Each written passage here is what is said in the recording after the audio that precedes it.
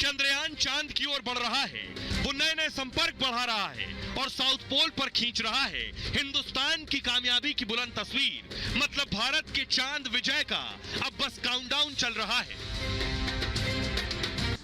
आइए अब आपको बताता हूं कि आखिर ये बात कौन कह रहा है। इसरो चीफ ये बात कह रहे हैं। जी हां, वो क्या कह रहे हैं?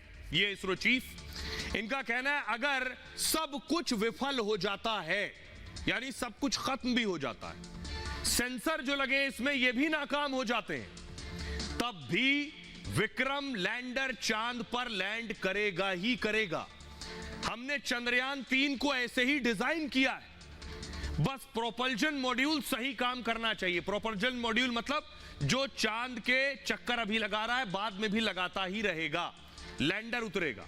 प्रोपल्जन काम करता रहे, लैंडर उतर जाएगा। इसके अलावा 2 इंजनों में भी खराबी अगर आ जाए तो भी सॉफ्ट लैंडिंग में सक्षम होंगे हम। मतलब हर हाल में चंद्रयान 3 चांद पर उतरेगा, यह कहना है इसरो के चीफ का। लेकिन वो ये क्यों कह रहे हैं, ये आपको मैं बताता हूं। उनके कहने के पीछे वजह क्या है। उनके कहने की पीछे वजह है कुछ खास सोच समझकर, कुछ खास गारंटी के साथ वो ये बात कह रहे हैं कि आखिर वो गारंटी क्यों दे रहे हैं, किस आधार पर दे रहे हैं। गारंटी है सतह की। देख रहे हैं ये जो चंद्रयान उतर रहा है, ये जिस सतह पर उतर रहा है, ये दायरा बहुत बड़ा है। 2.5 किलोमीटर का दायरा तय किया गया है।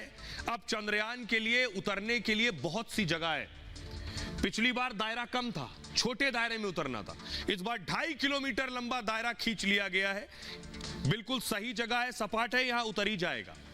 चंद्रयान 3 में अब तक सब कुछ सही तरीके से हुआ। यह इसरो के वैज्ञानिक के प्लान के मुताबिक चल रहा है।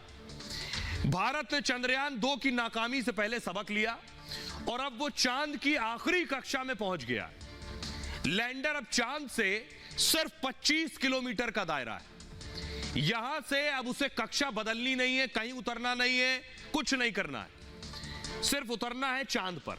लैंडर को अभी भी उतरने में कई घंटों का वक्त बचा है।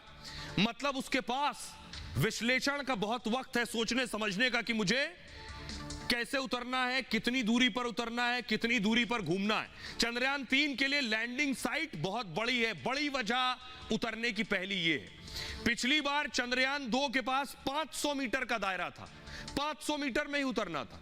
तब उसे लैंडिंग करते वक्त काफी तेजी से मुड़ना था।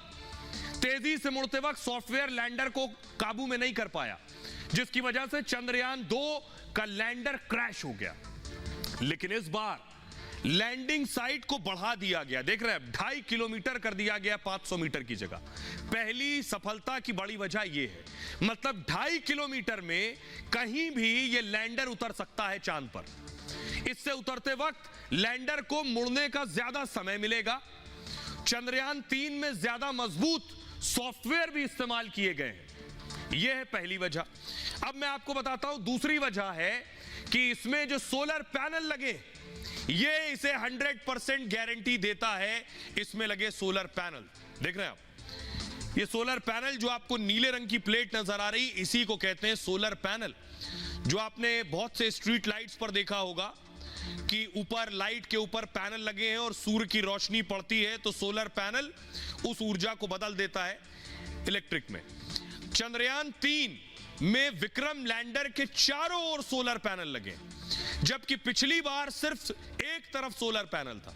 मतलब इस बार लैंडर को ज्यादा ऊर्जा मिलती रहेगी। 23 अगस्त को चांद की सतह पर सूर्योदय होगा, उस वक्त सोलर पैनल से लैंडर को ऊर्जा मिलती रहेगी। इससे वो बेहतर तरीके से काम करता रहेगा और यही वजह है दूसरी बड़ी वजह। अब मैं आपको बताऊं, दूसरी बड़ी वजह तो सोलर हो गया, तीसरी वजह क्या है? तीसरी वजह है इसमें लगी हुई लेजर। ये लेजर काम क्या करेगी, ये देखिए। ये जो ग्राफिक्स मैं आपको दिखाने जा रहा हूं, ये आप देख रहे हैं। चंद्रयान आपको घूमता नजर आ रहा है चांद के चारों तरफ कक्षा में, लेकिन इसमें लेजर लाइट लगी है जो सीधी चांद पर पड़ेगी। अब देखिए लेजर लाइट क्या करेगी, ये देख रहे हैं, ये ग्रीन लाइट निकली है, ये चांद पर ग्रीन लाइट जो गई, इसका खास काम है।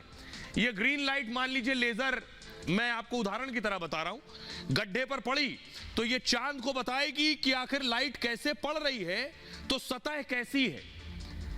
कितनी दूर तक लेजर जा रही है ये बताएगी सतह कैसी है। जो लाल रोशनी आप देख रहे हैं इससे दूरी का पता चलेगा कितनी दूरी। चंद्रयान 3 में लगे खास यंत्र भी कामयाबी की गारंटी देते हैं। इसमें लेजर डॉपलर वेलोसिटीमीटर लगा है जिसे आप LDV कहते हैं। चांद की सतह पर उतरते समय यह 3D लेजर फेंकेगा चांद पर। यह लेजर जमीन से टकराकर वापस LDV तक पहुंचेगी और बताएगी कि सतह कैसी है, उबड़ खाबड़ है या समतल है। इस बार लैंडर में लेजर अल्टीमीटर सेंसर भी लगा है। जो लाल रेज आप देख रहे हैं ये लेजर किरणों के जरिए ऊंचाई मापता है। चांद पर उतरने में लैंडर को सटीक जानकारी देगा। यह है तीसरी बड़ी वजह। अब मैं आपको बताने